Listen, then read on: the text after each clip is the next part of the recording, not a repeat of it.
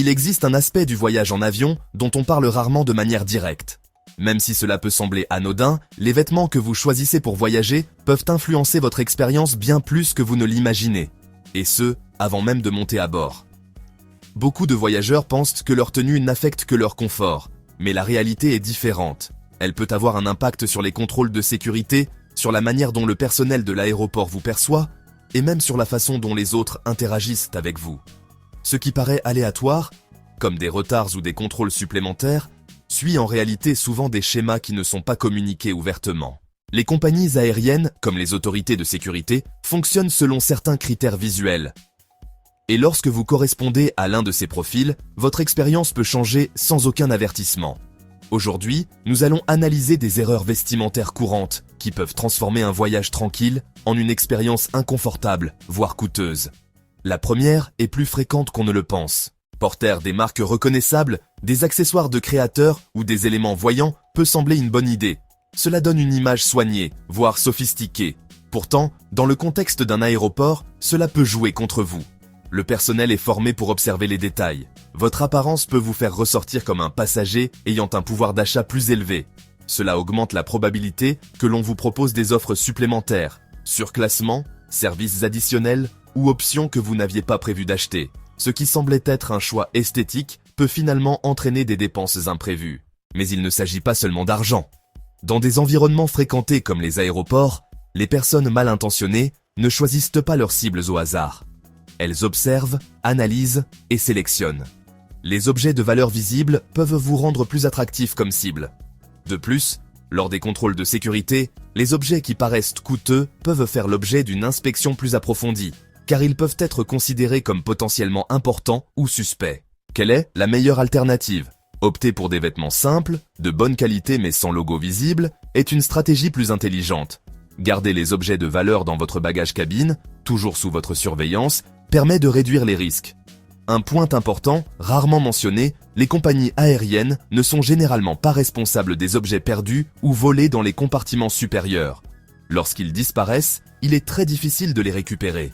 Et si vous pensez que cela ne concerne que vos affaires, le point suivant montre que cela peut aussi influencer directement la façon dont vous êtes sélectionné lors des contrôles de sécurité. Porter des couleurs vives, des motifs marqués ou des vêtements très voyants peut sembler être une manière d'exprimer sa personnalité et sa confiance en soi. Pourtant, dans un aéroport, ce type de choix a un effet bien différent. Les agents de sécurité doivent observer de grandes quantités de personnes en peu de temps. Pour être efficaces, leur attention se porte d'abord sur ce qui ressort visuellement. Cela signifie que tout élément qui attire le regard, comme des couleurs néons ou des motifs très visibles, augmente les chances d'être remarqué. Et une fois que vous attirez l'attention, la probabilité d'être sélectionné pour des contrôles supplémentaires augmente également. Pas nécessairement parce qu'il existe un soupçon concret, mais simplement parce que vous êtes plus facile à identifier dans la foule. Ce même principe s'applique aussi au personnel des compagnies aériennes. Les passagers qui se démarquent visuellement sont plus souvent sollicités, notamment pour des services supplémentaires, des changements ou des surclassements impliquant des coûts additionnels. Quelle option est la plus judicieuse ? La stratégie la plus efficace consiste à rester discret. Des tons neutres comme le noir, le gris ou le bleu marine permettent de conserver une apparence soignée sans attirer inutilement l'attention. Si vous souhaitez ajouter une touche de couleur, il est préférable de le faire avec des accessoires faciles à retirer, comme une écharpe ou un élément léger. Cela vous offre plus de flexibilité pour vous adapter rapidement à l'environnement.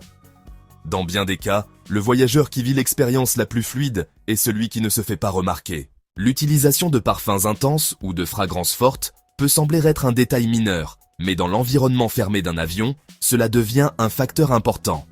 L'air en cabine est constamment recyclé, généralement toutes les quelques minutes. Cela signifie qu'une odeur ne reste pas localisée, elle se diffuse parmi tous les passagers. Dans un espace partagé avec plus d'une centaine de personnes, une fragrance intense cesse d'être un choix personnel pour devenir une expérience collective. Cela peut provoquer de l'inconfort, en particulier chez les personnes souffrant d'allergies ou sensibles aux odeurs. Dans certains cas, cela peut même nécessiter un changement de siège ou une intervention de l'équipage. Un facteur supplémentaire souvent ignoré. Le taux d'humidité en cabine est très faible, souvent entre 10% et 20%. Cet environnement sec affecte à la fois la peau et le maquillage. Les produits ont tendance à se dessécher, à se fissurer ou à perdre en uniformité, et il n'est pas toujours facile de corriger cela confortablement pendant le vol. Quelle est la meilleure approche? Adoptez une routine simple. Hydratation légère, protection solaire et maquillage minimal. Éviter les parfums trop intenses pendant le vol est une décision qui améliore l'expérience de tous. Si vous souhaitez vous préparer davantage, il est préférable de le faire une fois arrivé à destination. Dans ce contexte, le confort n'est pas seulement individuel, il dépend aussi de la manière dont vous interagissez avec l'espace partagé. Les bijoux complexes peuvent sembler être un détail sans importance, mais lors des contrôles de sécurité, ils deviennent un véritable obstacle. Il ne s'agit pas de pièces simples, mais d'accessoires difficiles à enlever. Bracelets rigides, colliers avec des fermoirs compliqués, multiples bagues ou éléments qui demandent du temps pour être retirés. Le personnel de sécurité est habitué à repérer ce type de situation avant même que vous n'arriviez au contrôle. Et lorsqu'elle se présente, le résultat est presque toujours le même, des retards. Ce qui devrait être un processus rapide peut s'allonger considérablement. Essayer d'enlever ces accessoires sous pression, avec des personnes qui attendent derrière vous, génère du stress et ralentit toute la file. Dans certains cas, cela a même contribué à faire manquer leur vol à des passagers. Un détail peu connu. Vous pouvez poser des questions directement au personnel de sécurité. Si vous avez un doute sur un accessoire, vous avez le droit de demander s'il peut poser problème. Et ils doivent vous répondre. Pourtant, la plupart des voyageurs ne le font pas et découvrent les conséquences au moment le moins opportun. Que faire? Optez pour des accessoires minimalistes, faciles à enlever et avec des fermoirs simples. Évitez tout élément susceptible de vous ralentir dans un environnement où chaque seconde compte.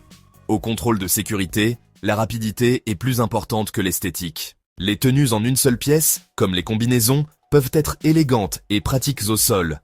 Mais en plein vol, elles présentent des inconvénients importants. Les toilettes des avions sont extrêmement petites. L'espace disponible est très limité, et gérer un vêtement qu'il faut enlever entièrement peut devenir compliqué, surtout en cas de turbulence. L'équipage a déjà tout vu. Des passagers perdant l'équilibre, mettant beaucoup de temps ou rencontrant des difficultés simplement parce qu'ils ne pouvaient pas manipuler leurs vêtements facilement. Un effet dont on parle rarement. Certains passagers évitent même d'aller aux toilettes pour ne pas faire face à l'inconfort de leur tenue. Cela entraîne une accumulation d'inconfort et rend le vol beaucoup plus désagréable. De plus, le personnel de cabine n'est pas tenu d'aider les passagers à gérer leurs vêtements. Quelle est la meilleure alternative? Privilégiez des vêtements en 2 pièces. Un ensemble coordonné peut offrir le même rendu sans sacrifier la praticité. Une règle simple peut vous aider.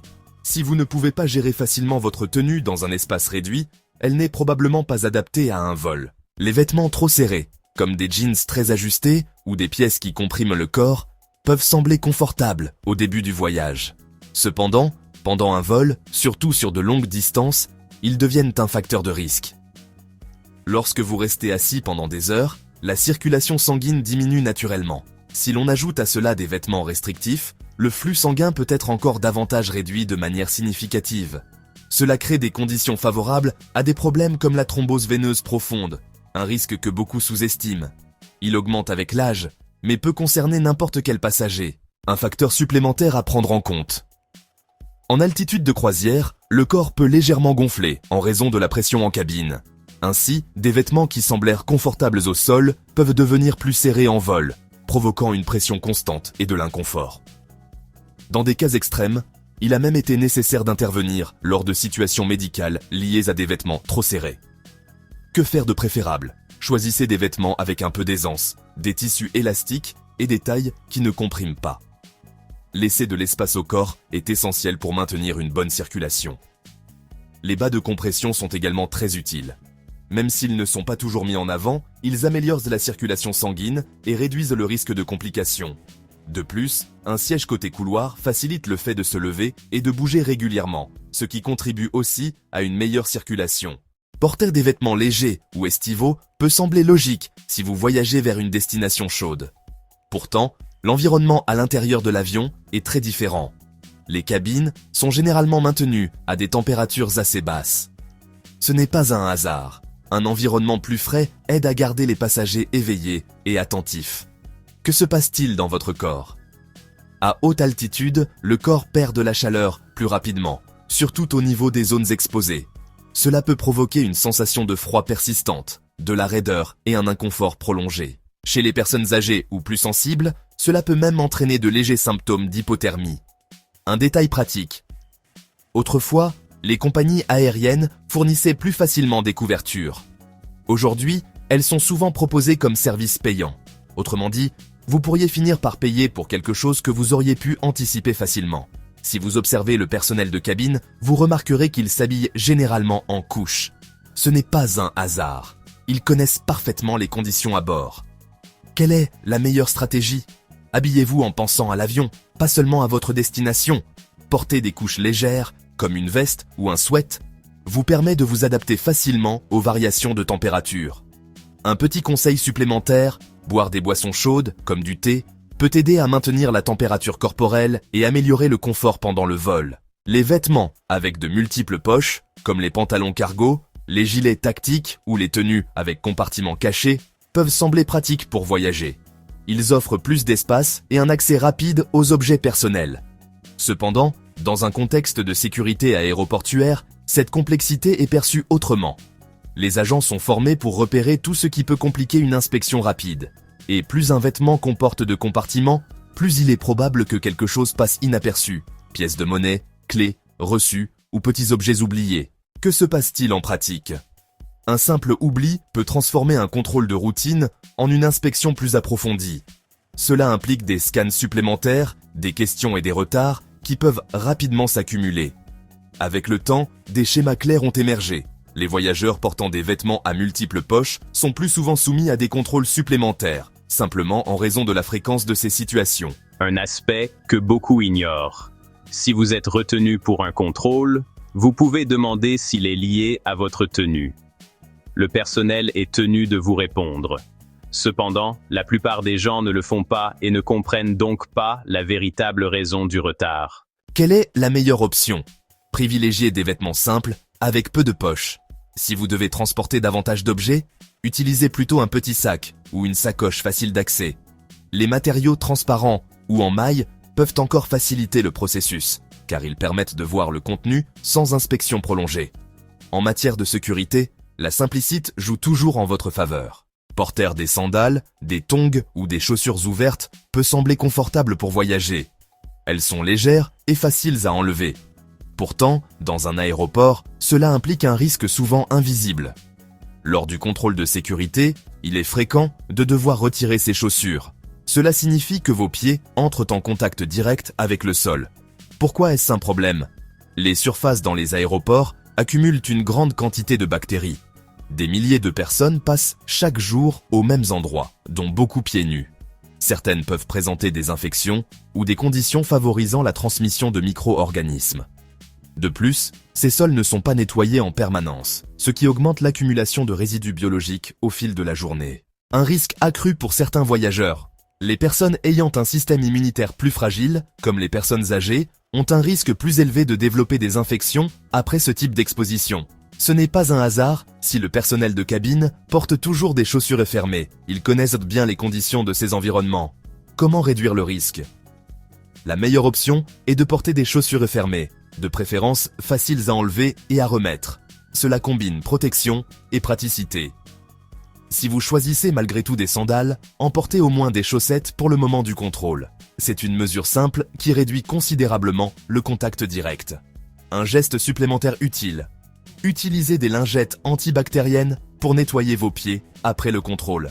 Souvent, les plus grands risques ne sont pas les plus visibles, mais ceux qui passent inaperçus. Cela peut sembler un détail mineur, mais le type de chaussures que vous portez est crucial en avion.